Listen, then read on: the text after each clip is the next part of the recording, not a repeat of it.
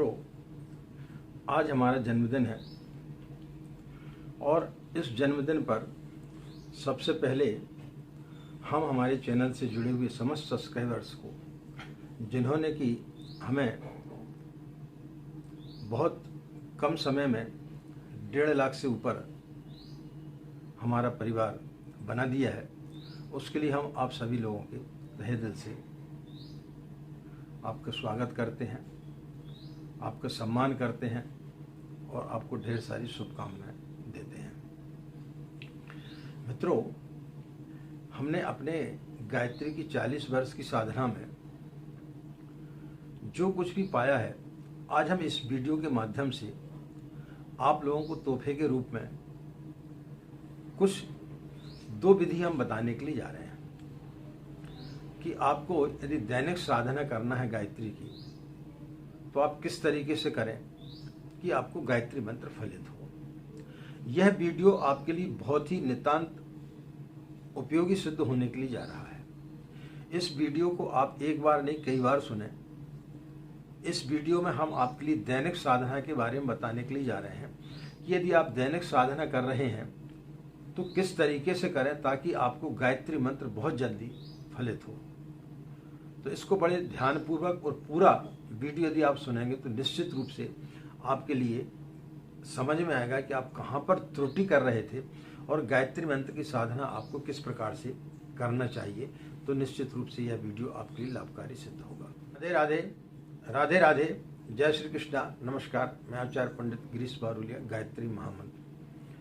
ओम भूर्भुवः स्वः तत्सवितुर्वरेण्यं भर्गो देवस्य धीमहि धियो यो नः प्रचोदयात्। अखण्डमण्डलाकारं व्याप्तं येन चराचरं तत्पदं दर्शितं येन तस्मै श्री गुरवे नमः, तस्मै श्री गुरवे नमः। मित्रों, आज के वीडियो में हम आपके लिए गायत्री की साधना किस प्रकार से की जाए, दैनिक साधना, पूर्ण विधि विधान नहीं बताएंगे। उसके लिए बहुत सारे वीडियो हमने अपने चैनल पर डाले हुए हैं, आप उन्हें जाकर के सुन सकते हैं। आज सिर्फ हम आपको दैनिक साधना के बारे में बताने के लिए जा रहे हैं। जो लोग नए जुड़े हैं, जिन्होंने अभी अभी दीक्षा ली है, चाहे वो हमारे माध्यम से ली हो या किसी कार्यक्रम में ली हो या शांति कुंज हरिद्वार में ली हो, जब भी आपने यदि नई नई दीक्षा ली है उनके लिए भी है, और जो पुराने कार्यकर्ता हैं जो बहुत पहले से जुड़े हुए हैं उनके लिए भी हम बताने के लिए जा रहे हैं कि आपको किस प्रकार से साधना करना चाहिए, तो फिर आपकी साधना निश्चित रूप से सफल होगी। मित्रों, सबसे पहला सूत्र यह है कि आपको साधना काल में किसी प्रकार की कोई भी मनोकामना लेकर के आपको नहीं चलना चाहिए। धैर्य पूर्वक आपको साधना करना चाहिए, श्रद्धा पूर्वक आपको साधना करना चाहिए। एक प्रसंग के माध्यम से यदि मैं अपनी बात को कहूँ, उसको समझाने के यदि मैं प्रयास करूँ, तो निश्चित रूप से आपको बात जल्दी समझ में आएगी। एक व्यक्ति था, वो अपने मित्र से कई वर्षों के पश्चात में मिलने के लिए जा रहा था। कई वर्षों के पश्चात अपने मित्र से मिला, रात्रि हो गई थी, स्नान आदि करने के पश्चात भोजन वोजन किया, और जब वो सोने लगा तो उसे नींद नहीं आ रही थी, बार बार करवटें बदल रहा था। उसके दोस्त ने पूछा कि भाई आपको क्या प्रॉब्लम है, आप थक गए हैं क्या ज़्यादा? बोले नहीं, ऐसी कोई बात नहीं है, मेरे पास में दरअसल में एक तावीज़ है, और उस तावीज़ से यदि आप कोई भी चीज़ मांगोगे तो 3 वरदान वो देती है, लेकिन मैंने अभी तक जितने भी लोगों को दिया है वो सब बर्बाद हो गए। मैंने भी मांगा लेकिन मुझे भी वो फलित नहीं हुआ है, इसलिए मैं डर रहा हूं कि मैं तुम्हें दूं या नहीं दूं। देता हूं तो तुम्हारे लिए मुसीबत खड़ी हो सकती है।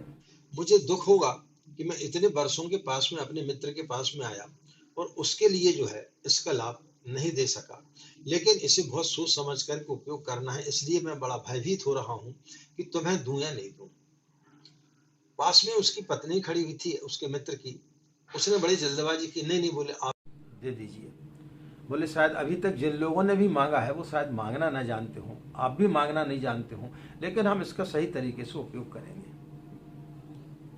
उस मित्र ने बड़े बेमन से उन्हें दे दिया और स्वयं वहाँ से चला गया, क्योंकि उसे पता था कि इसके परिणाम अच्छे नहीं होने वाले हैं। जैसे ही उन लोगों को ताबीज मिला, उन्होंने बड़े जल्दबाजी में 1 लाख रुपये मांगा। 1 लाख रुपए की रकम उस समय बहुत बड़ी होती थी, तो उन्होंने बोला कि हमें 1 लाख रुपए मिल जाए। तो उस ताबीज की एक खासियत रहती थी कि जैसे यदि आपकी मनोकामना पूर्ण होती थी तो हाथ से छिटक करके नीचे गिर जाता था। वो हाथ से छिटक करके नीचे गिर गया। थोड़ी देर के पश्चात वो क्या देखते हैं कि कुछ सैनिकों की पदचाप सुनाई दी और उन्होंने आकर के उनका दरवाजे पर दस्तक दी। जैसे उन्होंने दरवाजा खोला तो वो क्या देखते हैं कि राजा के सैनिक जो है वो 1 लाख रुपए की थाल में सजा हुई लेकर के आए। बोले 1 लाख रुपया राजा ने आपको भेजा है। वहाँ का नियम था कि यदि कोई सैनिक मर जाए तो उसके परिवार के लिए 1 लाख रुपया दिया जाता था।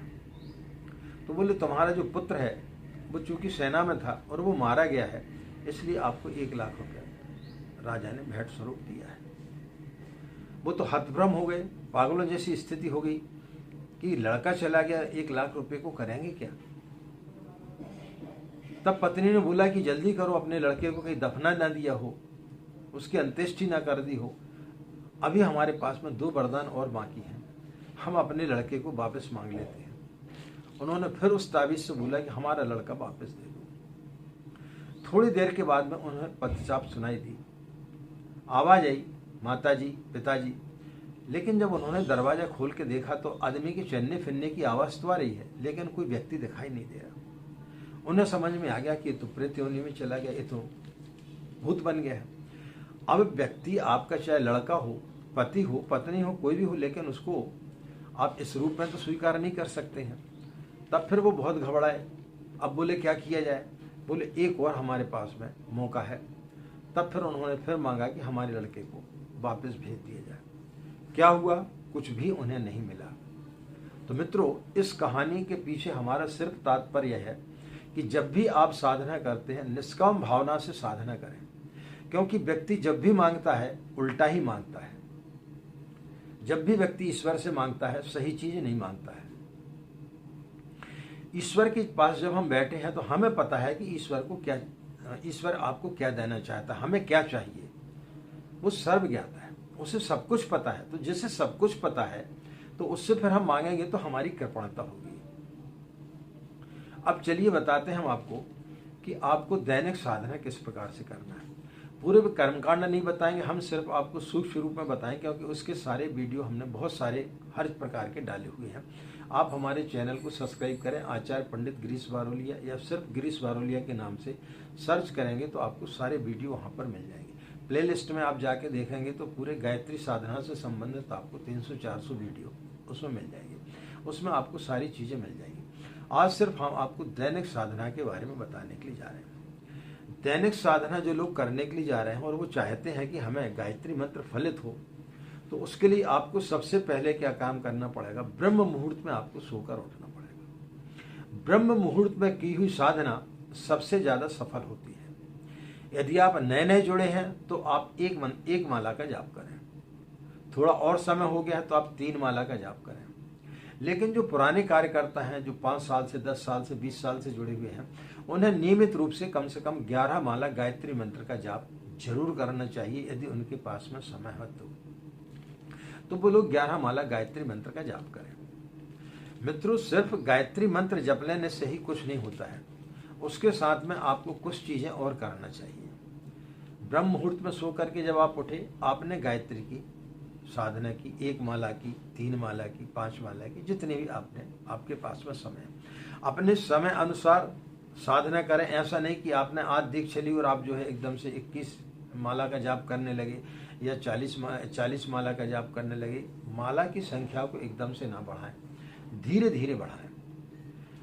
साधना करने के पश्चात में दूसरा चीज है कि आपको कुछ समय तक मौन रहना चाहिए। आप धीरे धीरे अभ्यास डालें। 15 मिनट से लेकर के आप चालू करो, 1 घंटे तक आप नियमित रूप से जो है उसके पश्चात मौन रहें। और मौन ऐसे ना रहे कि अंदर आपके बहुत सारी चीजें चलती रहें, अंदर से आप लोगों को गालियां दे रहे हैं। नहीं, आप सिर्फ मौन रहें और ध्यान करें कि ईश्वर ने आपको इस दुनिया में क्यों भेजा है। आपको क्या करना चाहिए। इसके बाद में आपको सप्ताह में एक बार कम से कम आपको आस्वाद व्रत जरूर करना चाहिए, चाहे वो आप रविवार का करें या गुरुवार का करें, लेकिन एक दिन का आपको व्रत करना चाहिए। और जो यदि बीमार हैं तो वो लोग थोड़ा बहुत सेंधा नमक डाल करके भोजन कर सकते हैं, लेकिन जो लोग स्वस्थ हैं उन्हें एक टाइम जो है आस्वाद व्रत करना, उनको जो है एक दिन आस्वाद व्रत करना चाहिए। ये होता है इंद्रिय संयम। मौन सबसे बड़ी साधना होती है। इसके बाद में आपको कम से कम जो है 15 मिनट, 20 मिनट, 25 मिनट जो है सत साहित्य का अध्ययन करना चाहिए। यदि आपके यहाँ अखंड ज्योति पत्रिका आती है तो आप उसको पढ़ें, नहीं आती है तो आपको उसके मेंबर जरूर बनना चाहिए। शांति कुंज हरिद्वार से पूज्य गुरुदेव द्वारा लिखी हुई पुस्तक जो है अखंड ज्योति, उन्होंने सबसे पहले जो है अखंड दीपक जलाया था और उसी के नाम से उन्होंने अखंड ज्योति पत्रिका का विमोचन किया और अखंड ज्योति पत्रिका उनकी निरंतर तब से निकलती चली आ रही है। तो उससे आपको बहुत सारी चीज़ों की जानकारी प्राप्त होगी। पूज्य गुरुदेव ने अपने जीवन काल में 3300 से ज़्यादा पुस्तकें लिखी हैं, तो आप उनके कुछ साहित्य को खरीद करके ले आए और उनको आप नित्य पढ़ें। यदि आपके पास में वो भी समय नहीं है तो आजकल जो है आप YouTube चैनल पर जाएं और सर्च करें आचार्य पंडित श्री राम शर्मा या श्रद्धेय डॉक्टर साहब का या श्रद्धेय जो है चिन्मय पंड्या के, उनके बहुत सारे प्रवचन आपको इसमें मिल जाएंगे, तो उनको आप सुने। यानी आप कम से कम 15 से 20 मिनट जो है अच्छे कार्य के लिए लगाएं, सत साहित्य का अध्ययन करने के लिए लगाएं। उसके पश्चात में जो है आपको जो है कुछ अच्छे कार्य करना चाहिए, पूज्य गुरुदेव का कार्य करना चाहिए। अखंड ज्योति पत्रिका आप बांट सकते हैं लोगों को, उनके मेंबर बना सकते हैं, या जो भी वीडियो हम डालते हैं या पूज्य गुरुदेव के हैं या श्रद्धेय के हैं, तो वो यदि आपको अच्छी लगते तो अपने इष्ट मित्रों को आपको जरूर से जो है उनको शेयर करना चाहिए।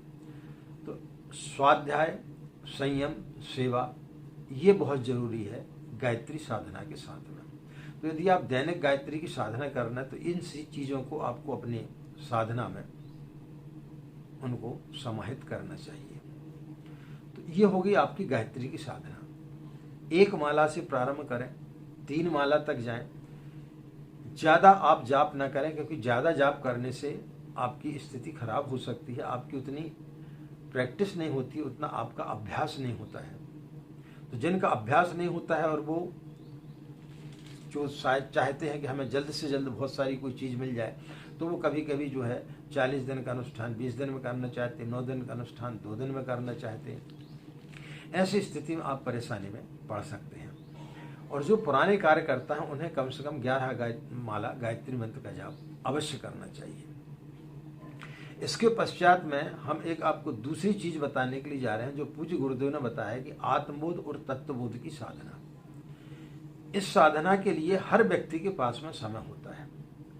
तो जब आप गायत्री मंत्र की साधना करते हैं तो उसके साथ में यदि आप इस साधना को भी साथ में करते हैं तो फिर दुनिया की कोई भी ताकत आपको नहीं रोक सकती है गायत्री मंत्र आपको नाफलित हो। ऐसा हो ही नहीं सकता। आपको 100% गायत्री मंत्र आपको फलित होगा। तो इसके लिए आपको क्या करना है कि रात्रि में सोते समय सिर्फ आपको 10 से 15-20 मिनट निकालना है। रात्रि में सोते समय आप बिस्तर पर बैठ जाएं, जिसका गुरुदेव ने नाम दिया है आत्मबोध और तत्वबोध की साधना। इसके बारे में हमने कुछ वीडियो भी डाले हुए और आगे भी हम बहुत सारी समस्याओं को लेकर के इस आत्मबोध और तत्वबोध की साधना के बारे में हम और भी वीडियो डालेंगे। आप उनको नियमित रूप से सुनते रहेंगे तो निश्चित रूप से आपको काफी लाभ होगा। तो इस साधना को आपको किस प्रकार से करना, अपने बिस्तर पर आप जो है कमर सीधी करके बैठ जाएं। बाईं हथेली नीचे रखें, दाईं हथेली आप ऊपर रखें और सबसे पहले जो है आप 10 बार सांस को रोकें छोड़ें, रोकें छोड़ें। किस प्रकार से करना एक बार हम आपको बता देते हैं।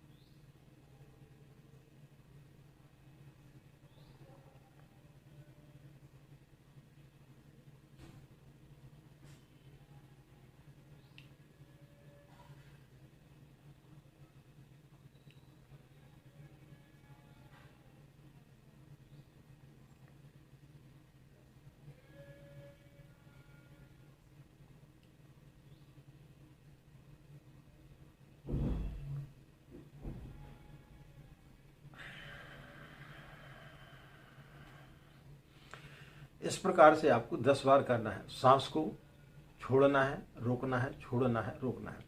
उससे क्या होगा कि दिन भर की आपकी जो भी थकान है, जो भी आपके अंदर कुविचार आ रहे हैं, वो सारे के सारे खत्म हो जाएंगे। और इसके पश्चात आप पूरे दिन का जो है आप आकलन करें कि आपने दिन में क्या किया, क्या खोया, क्या पाया। आप किसके ऊपर क्रोध हुए, यदि आप क्रोधित नहीं होते तो क्या काम चल सकता था। आपने क्या क्या गलतियां की, कहाँ पे आपने आलस्य किया, कहाँ पे आपने बेईमानी की, कहाँ पे आपने चोरी की, कहाँ पर आपने जो है कहाँ काम कर सकते थे लेकिन आपने नहीं किया, किससे आपको मिलना था लेकिन आप नहीं मिले, किससे आपको झगड़ा नहीं करना चाहिए था फिर भी आपने झगड़ा किया। तो पूरे दिन भर का अपना आकलन करें और उसके पश्चात में जब आप सोएं तो अपने आप को मृत्यु की आगोश में समझें कि आज अब हमारा ये अंतिम दिन था, अब हम मृत्यु की गोद में जा रहे हैं। और जब आप प्रातःकाल जब सुबह उठते हैं ब्रह्म मुहूर्त में, तो सबसे पहले ब्रह्म मुहूर्त में जब आप उठे अपने बिस्तर पर बैठ जाएं और इसी क्रिया को आप फिर दोहराएं। यानी बाईं हथेली नीचे रख लेना, दाईं हथेली ऊपर रख लेना है। और जो हमने आपको बताया रात्रि में कि आपको 5 बार जो है गायत्री मंत्र का जाप करना है। यानी आपने जब सांस रोकी, छोड़ी, उसके पश्चात 5 बार गायत्री मंत्र का जाप करके और फिर उसके पश्चात आपको जो है चिंतन करना है कि हमने दिन भर क्या किया। इसी क्रिया को आप सुबह दोहराइए। जैसे आप ब्रह्म मुहूर्त में सोकर उठते अपने बिस्तर पर बैठ जाएं, बाईं हथेली नीचे रख लें, दाईं हथेली ऊपर रख लें, कमर सीधी कर लें और 5 बार आप गायत्री मंत्र बोलें। और उसके पश्चात में 10 बार जो है श्वास को रोकें, छोड़ें, श्वास को रोकें, छोड़ें। और फिर उसके पश्चात सबसे पहले ईश्वर को धन्यवाद दें कि हे प्रभु, तेरी हमारे ऊपर बड़ी कृपा है कि तूने आज हमें जो नया जीवन दिया है, हम आज का दिन जो है बेहतरीन तरीके से जीने का प्रयास करेंगे। जो हमने गलतियां कल की थी उन गलतियों को हम नहीं दोहराएंगे। और बैठे बैठे जो है अपनी एक दिन भर की रूपरेखा बना लें। और उसके पश्चात में जो है पृथ्वी माता के चरण स्पर्श करके फिर आप स्नान आदि करें, शौच आदि क्रिया करें और उसके पश्चात फिर आप साधना में बैठें। तो ये 2 चीज़ें यदि दैनिक साधना में यदि आप इसको भी समाहित कर लेते हैं तो इतने जल्दी आपको गायत्री मंत्र फलित होगा। आप 15 दिन करके देखें दोनों विधियों को, दैनिक साधना में गायत्री मंत्र का जाप और किस तरीके से करना है, कैसे करना है, वो सारी विधि हमने पहले वीडियो में डाली हुई है। तो उनके आधार पर आप जाप करें। इसके पश्चात में आत्मबोध तत्वबोध की साधना आप इसका समावेश उसमें जरूर कर लें। और उसके पश्चात में दिन भर में आप सिर्फ आज के दिन में जिए कि ईश्वर ने सिर्फ आपको आज का समय दिया है। तो जिस दिन आप ये सोच के चलेंगे कि सिर्फ हमारे पास में आज का ही दिन है, तो दिन भर में ईश्वर आपको जो है इतने कई क्षण देता है आपको आनंदित होने के। तो उन क्षणों का आपको लाभ उठाना चाहिए। हम क्या करते हैं कि बुरी चीज़ों को पकड़ लेते हैं, दुखों को पकड़ लेते हैं और जो ईश्वर ने हमें आनंद के क्षण दिए थे उनको हम भूल जाते हैं, क्योंकि हम दिन भर दुखी रहते हैं, दिन भर हम जो है उसी चिंता में घुले रहते हैं। तो जो आनंद के क्षण आते हैं उन्हें हम जो है छोड़ देते हैं। ईश्वर हमेशा व्यक्ति को आनंद के क्षण देता है। जब आप ईश्वर के पास जाते हैं तो वो आपसे यही पूछता है कि हमने तुझे अपने जीवन काल में इतने आनंद के क्षण दिए, तूने उनका क्या सदुपयोग किया। तो जिस दिन व्यक्ति आनंद के क्षणों का सदुपयोग करना सीख जाएगा, आज में जीना सीख जाएगा, उस व्यक्ति को गायत्री मंत्र इतने जल्दी फलित होगा जिसकी आप कभी कल्पना नहीं कर सकते हैं। तो इस साधना को आप करें तो निश्चित रूप से आपको गायत्री मंत्र बहुत जल्दी फलित होगा। तो इसको अपने जीवन में दोनों चीज़ों को आप समाहित कर लें और फिर इसके बाद आप देखेंगे कि गायत्री मंत्र कितने जल्दी आपको फलित हो रहा है। इससे क्या होगा कि आपके अंदर नेगेटिव विचार खत्म हो जाएंगे और सकारात्मक विचार आना चालू हो जाएंगे। जब आदमी के अंदर सकारात्मक विचार आना प्रारंभ हो जाता है तब फिर जो है आदमी के जीवन में खुशियां ही खुशियां आ जाती हैं। तो मित्रों, अपने जीवन को जो 84 लाख योनियों के पश्चात आदमी को मिलता है, बड़े मुश्किल से मिलता है। बड़े भाग्य मानुष तन पावा, गोस्वामी तुलसीदास जी ने रामचरितमानस में लिखा हुआ है। इसलिए अपने जीवन को ऐसे ही बर्बाद ना करें, साधना करें और कुछ अच्छे कार्य करके चले जाएं। तुम आए इस जगत में, जग हासे तुम रोए, करनी ऐसी कर चलो तुम हांसो जग रोए। तो व्यक्ति को अपना जीवन सार्थक बनाना चाहिए और इस प्रकार के कार्य करना चाहिए कि आपके जाने के बाद में लोग आपको याद करें। जो चीज़ें हमें अपनी नंगी आंखों से दिखाई देती वो चीज़ व्यक्ति के साथ में कभी नहीं जाती। व्यक्ति के साथ में उसके कर्म, उसकी अच्छाई, उसके संस्कार ही साथ में जाते हैं। इसलिए एक बहुत बड़ा प्यारा सा छंद है, उसको हम बताते हैं कि क्षण भंगुर जीवन की कलियां, क्षण भंगुर जीवन की कलियां, कल प्रात समय में खिली न खिली।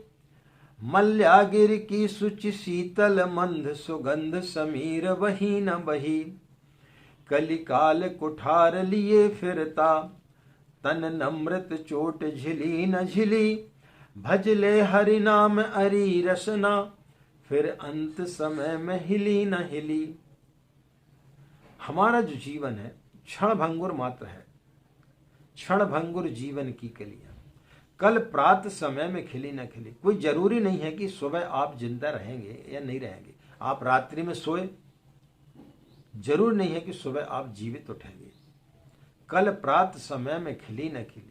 मल्यागिर की सुच शीतल मंद सुगंध समीर बही न बही। अब वो जो सुगंध समीर है, जो वायु है, वो आपके लिए बहेगी या नहीं बहेगी। कलिकाल कुठार लिए फिरता, नित्य जो है मृत्यु आपके दरवाजे पर दस्तक देते रहती है।